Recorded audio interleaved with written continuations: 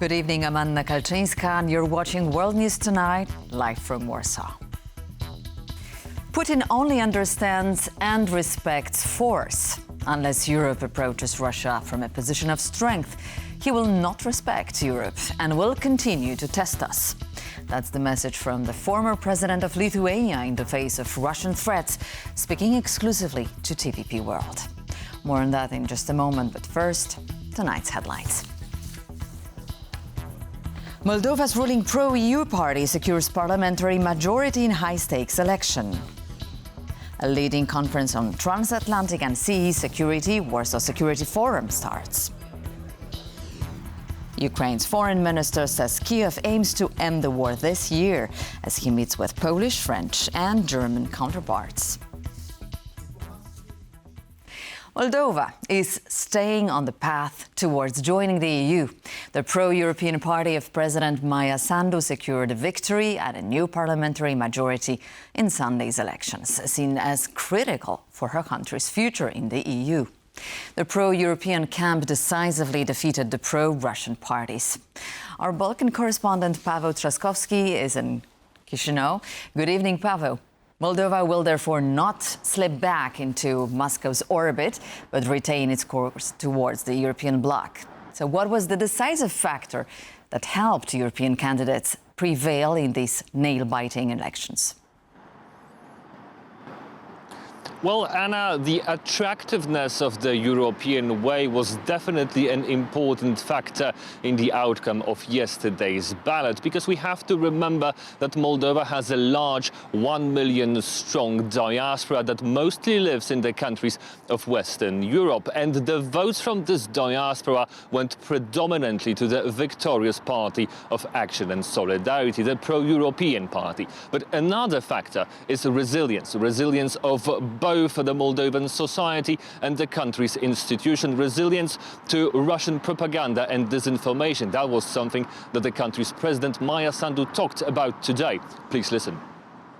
Yes, I do believe that Russia has not achieved its objectives. It has spent a lot of money in these elections, but the results show that they failed. And it failed because of the joint effort of the state institutions, of the media, of the press, of the civil society.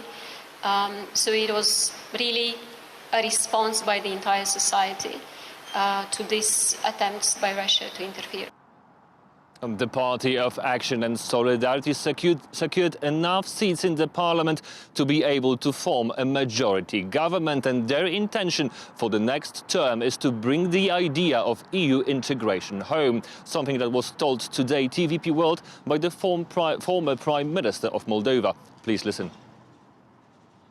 We certainly will deliver, but the European Union integration and enlargement is not only a technical and technocratic process, it's also a political process. But I think where there is a will, there is a way, and I am certain together we can achieve that goal.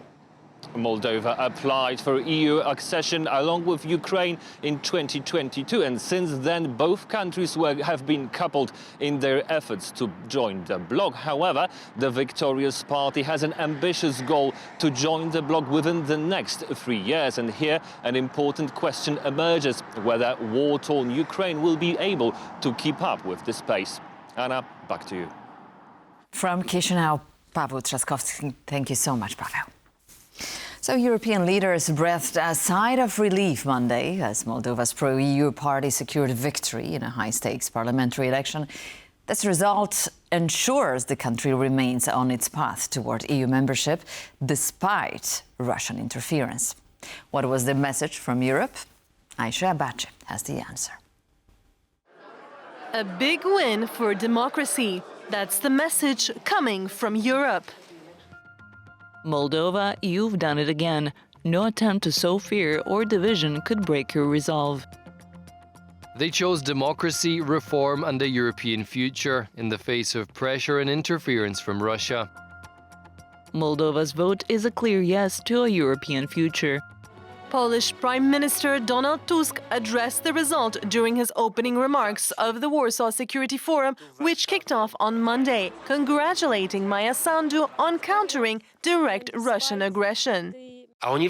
They won because in their minds and hearts they believed they must not give up, and they trusted European solidarity, and it did not fail them. Prime Minister Tusk's speech was followed by remarks from Ukrainian President Volodymyr Zelensky. And I spoke today in the morning with Maia Sandu. I congratulated her. Russia failed to destabilize Moldova, even after spending huge resources to undermine it and to corrupt whoever they could. And further congratulations for the pro-EU movement poured in, with all leaders underlining one point: Moldova resisted overt Russian interference. Despite Russia's attempts to undermine Moldova's democracy, the people of Moldova have chosen a path to freedom. We commend them for conducting peaceful elections despite unprecedented interference from Russia. We are delighted this morning that despite unprecedented Russian attempts at interference, the Moldovan people have confirmed their sovereign aspirations of freedom, democracy, and Europe. Russian interference in Moldovan politics is well documented. President Maia Sandu said Moscow launched an extensive campaign to sway the vote in favor of her main challenger, the pro-Russian Patriotic Bloc. In recent weeks, authorities carried out hundreds of raids targeting illegal party financing and networks allegedly backed by Russia to stir unrest over the vote. Russia has not achieved its objectives. Sandu's pro-EU PAS party, winning over 50% of the vote, now have 4 more years to continue reforms with the hopes of joining the EU before 2013. For TVP World, I'm Aisha Badja. We want to end this war this year, said Ukrainian Foreign Minister Andrii Sybiha, following a meeting with his Polish, German and French counterparts. Within the framework of the Weimar Triangle Plus, the politicians highlighted their support for Kyiv and their commitment to defending all NATO's territory in response to Russia's drone incursions. Sonia Gata-Biszczan explains. We want to end this war this year, said Andrii Sybiha at the Warsaw Security Forum on Monday. According to Ukraine's foreign minister, there is a way to speed up the process. This continuation of further aggression must become dangerous personally for Putin. And here we have really effective instruments, sanctions. Sanctions, transatlantic sanctions, not enough only European sanctions.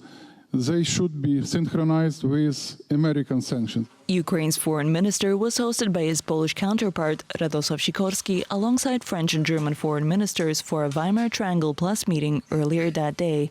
On the occasion, Paris and Berlin expressed determination to defend all of NATO's territory following Russia's drone incursions into Polish and Estonian airspace in the recent weeks. I was pleased to note the unequivocal response of our Weimar partners to these latest Russian actions. Thank you for strengthening the air defense of the eastern flank with additional French and German fighter jets. Speaking to the 4 foreign ministers, chair of the Warsaw Security Forum, Katarzyna Pisarska, noted that officials were more optimistic at this year's WSF than at previous editions. This remark came amid observations of Russia's weakening. Everyone realizes it is now failing. Failing militarily, failing economically, failing politically. It's been 3 years now since Russia hasn't made any progress on the front line, and its economy, its civil economy, is now collapsing due to the resources that Putin is putting into the war efforts. According to officials, even Russia's attempts at sabotage through drone incursions had failed. That had the absolute opposite effect of what Moscow had intended to, but brought us together, brought us behind our allies in Estonia, in Poland and in Romania. The Weimar Triangle is a regional alliance of Poland, Germany and France created in 1991 to promote cooperation between the 3 countries. According to the German foreign minister, the format is ready for a new chapter. to show the world, and especially, of course, Ukraine, and on the other side, Moscow, that we stand together, that we stick together. For TVP World, I'm Sonia Gatabishchan. And the remarks from foreign ministers today came at the Warsaw Security Forum, a key annual gathering where European and allied leaders discuss security and defense issues. Our defense correspondent Zuzanna Jurek was there and has this report. The capital city of Poland, Warsaw, is taking center stage of global diplomacy. Over the next 2 days, over 2,000 delegates will discuss the most pressing issues pertaining to defense, deterrence and security. This also includes issues relating to NATO's eastern flank, which has recently been subjugated to a number of provocations from Russia, from drone incursions into Poland's airspace to fighter jets entering into Estonia's airspace, as well as Denmark, which has seen a number of drone objects flying over its critical infrastructure. In response, the NATO alliance has moved to establish its Eastern Sentry policing mission. However, as has been underlined by the Foreign Minister of Ukraine, Andrii Sybiha, it is no longer just a question of collective capabilities, but rather moving and extending NATO's presence as a means of strengthening the defense and deterrence efforts of the NATO alliance. We are ready to share with our experience. Poland is our closest ally, so our team already conducted several meetings, so we are in the process. Thank you very much. Because our security is also your security, and our security is indivisible with your security. And this idea of strengthening collective cooperation and multinational cooperation has also been underlined by other experts who, on the other hand, have emphasized that it's not just a question of strengthening capabilities, but other implementing the lessons learned and creating a symbiotic relationship with Ukraine in order to strengthen the collective defense and deterrence of the NATO alliance. We are all learning in a very quick way. First we were helping Ukraine. Now we just see that Ukrainians are better than us in fighting the drones.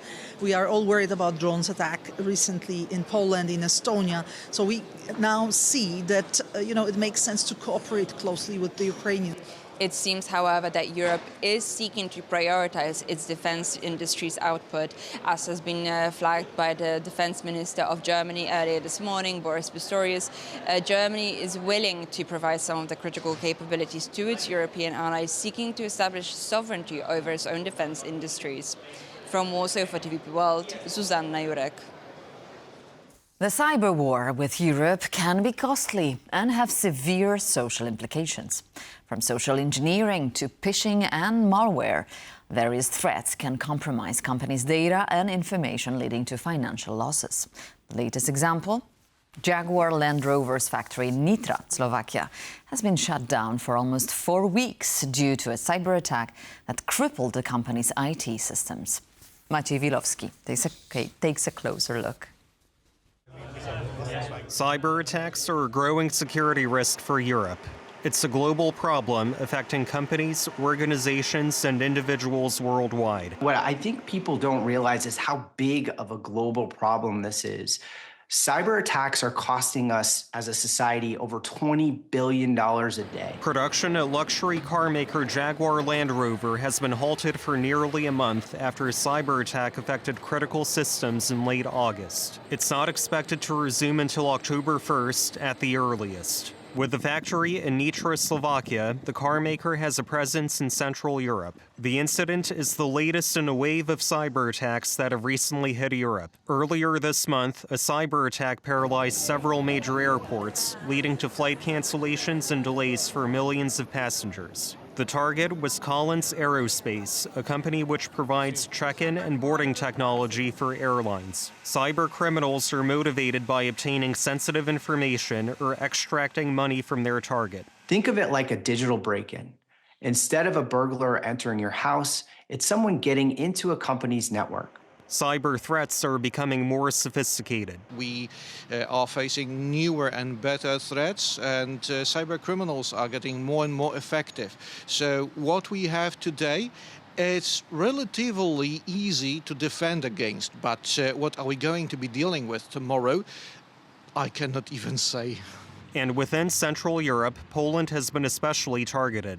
In the first half of 2025, Poland recorded the most ransomware attacks of any country, 111,000 in total. Ransomware attacks occur when hackers access the internal database of an institution and lock critical files, preventing users from accessing them. Whether we want it or not, we are being a target of not military, but cyber warfare right here and right now. According to Poland's digital minister, most of these originated in Russia and Belarus. Whatever is going to come next, it only depends on the minds of people who are employed by Russian forces, especially the ones that are connected to GRU and KGB, former KGB, today's FSB. And according to a survey from cybersecurity firm ESET, 88% of Polish organizations have experienced at least one cyber attack or data breach in recent years. The increase in cyber attacks earlier this year prompted the Polish government to spend a record 930 million euros on cybersecurity. The face of warfare and subterfuge is changing, and increasingly it's happening on computer screens. Maciej Wilowski for TVP World. And now TVP World brings you an exclusive interview with Dalia Grybauskaite, former president of Lithuania, on the ongoing Russian threats to Europe's stability and security. The conversation was conducted at the Warsaw Security Forum by TVP World's Aaron Dahmen. That's all for World News Tonight from me. Thank you and good night. You're watching TVP World special coverage from the Warsaw Security Forum, and joining me now is former President of Lithuania, Dalia Grybauskaite. Thank you so much for your time. Yes, hello. There's a headline from 2015 that reads, "The Baltic Iron Lady, Putin's solitary foe." That's talking about you, Madam President. Did Europe's major powers treat Vladimir Putin as a friend for too long? With illusions, I will not say as a friend, but with illusions and naivete. Too long. After Crimea occupation in 2014, I called Russia a state with the features of terrorist state. And I was very much criticized by my partners and friends in Europe and even inside Lithuania. But now everybody understands and talks exactly the wording I was saying 8 years ago, or even more. So really, we are too late. And still, I think, even now, we would like some of our partners, especially more far from the border of Russia, still to return back to the old times, good times, economic cooperation times. While the world has changed, Russia changed and Putin changed. You likened back then Putin to Adolf Hitler as one example as well, and to Joseph Stalin. Why is that? We can guess, we can speculate, we can improvise, but in reality is the code, practically the code of imperialism, of so-called Great Russia philosophy or ideology, which embedded in the mentality of a very large part of Russian population and its leadership, and especially in Putin's mind. Talk me through that. Is that Vladimir Putin's endgame, a return of Russian imperialism? I am not sure that he knows himself what the end of game means. But what is clear that stepping on the road of war, there is no way back for him. And I think he will be on the road of war to the end of his existence.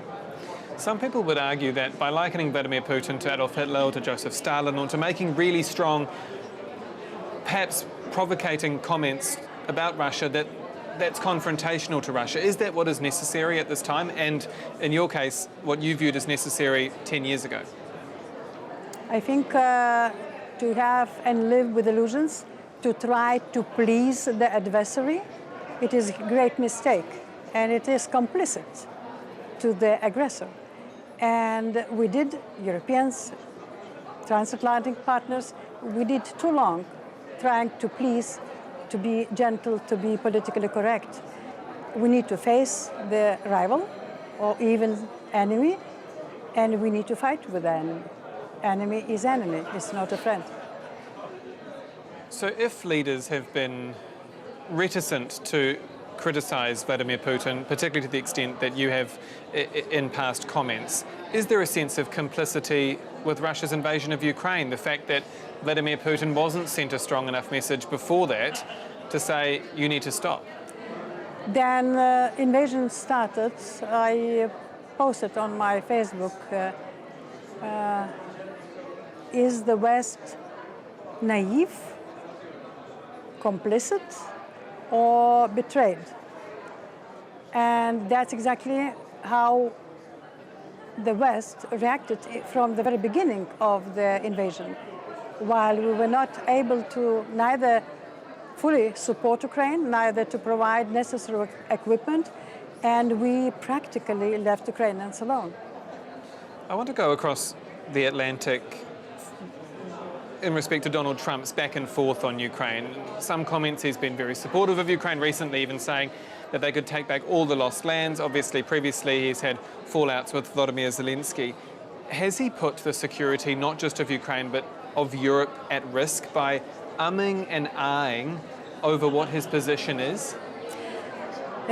I know that him a little bit from the first term, and I know that he likes to be predictably unpredictable. And this ambiguity he tries to use in his policy decision and actions.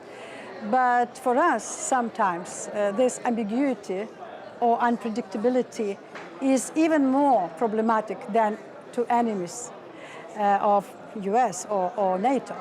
And in this situation, then the open war is on European soil. This ambiguity is already becoming problematic and dangerous. Well, that was going to be my next question. Do you feel like that this Donald Trump style of diplomacy, this ambiguity, is dangerous and has proved dangerous for Europe?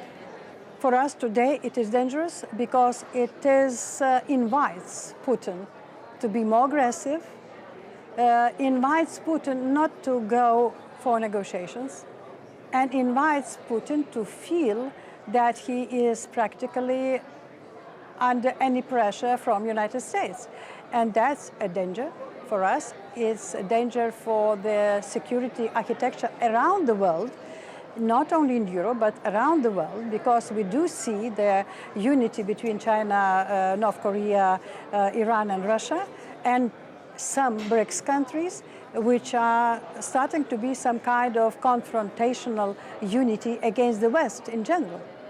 How much of a role do you feel like China is playing in this conflict in Ukraine, in the sense that, yes, support and sending military parts, but also diplomatically? I remember speaking to Finnish President Alexander Stubb, who said a phone call to Xi Jinping, from Xi Jinping rather, to Vladimir Putin, and he could end the war. Is that how much of a role Beijing has in this conflict? I do think in this situation that China is becoming stronger and stronger, because the withdrawal from the security guarantor position of the United States gave China a huge possibility to become stronger and more important and influential around the world on security issues. So yes, China could and is capable to stop Russia if it will want.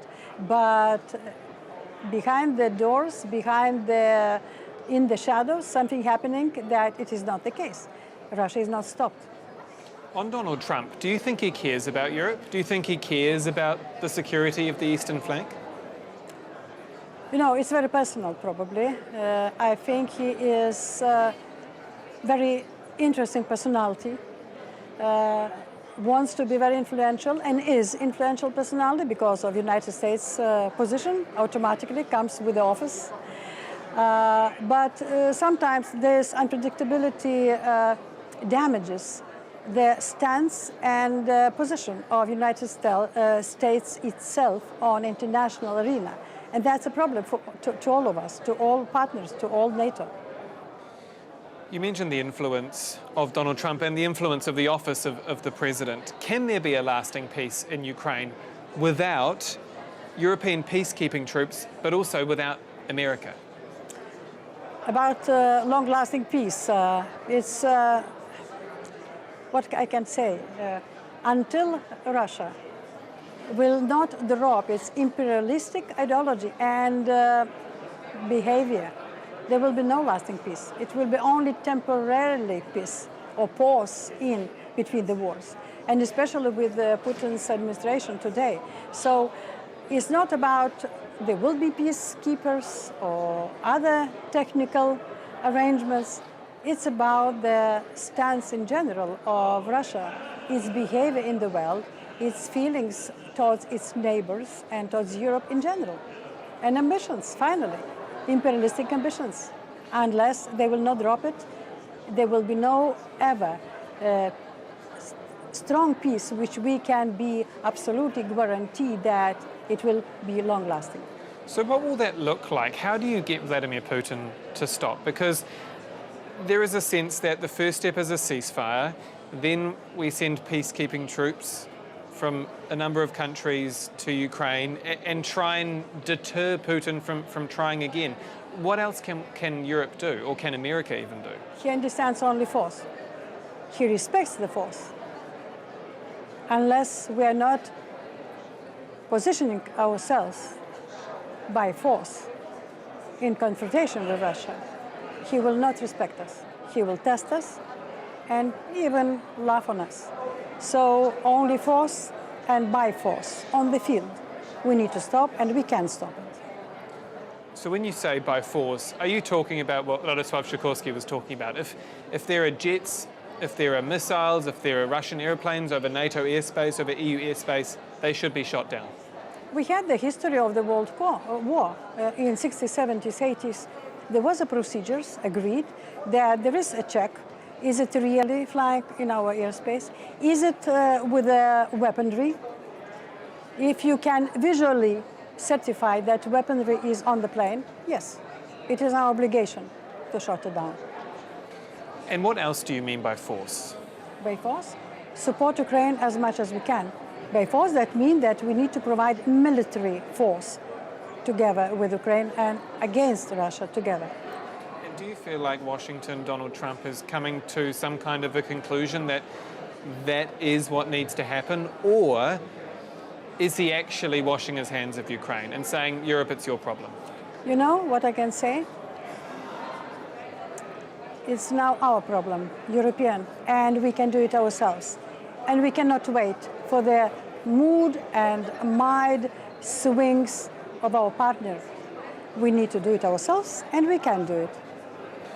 What do you feel like happens next year? I mean, I'm looking at where we are at the moment and thinking, are we at a turning point where either peace is struck in Ukraine, there is that use of force to push Russia back, or Russia, with the support of North Korea, with the support of China, starts some kind of another world war in the coming years? Are we at that kind of a turning point? You know, anybody, if say that they know what will happen in 5 years, it will be not real and not true. Nobody knows what will happen, but we need to stand in confrontation to the enemy and not allow neither to occupy, neither to attack us, neither to humiliate us. What then is NATO, or indeed the EU's greatest weakness right now when it comes to fighting Russia? Weakness is still that we are too late, that we are not sufficiently effective yet, and still divided in a lot of things. And this is placed not on our side. Do you see a future where Ukraine does join NATO and the EU that does really make that jump and make that accession? You know, I think that NATO will join Ukraine because today in Europe there is not better prepared army, stronger, more experienced in fight against Russia than Ukraine. Neither Germany, neither Turkey, neither any country has such kind of experienced army. And for our security, for all European security, Ukraine is absolutely necessary to be in our club and together with us. You raise a really interesting point, because I spoke to the EU Commissioner for Space and Defence, Andrii, and he was saying how with the new drone wall proposal that they would be asking Ukraine for help because Ukraine knows how to shoot down drones.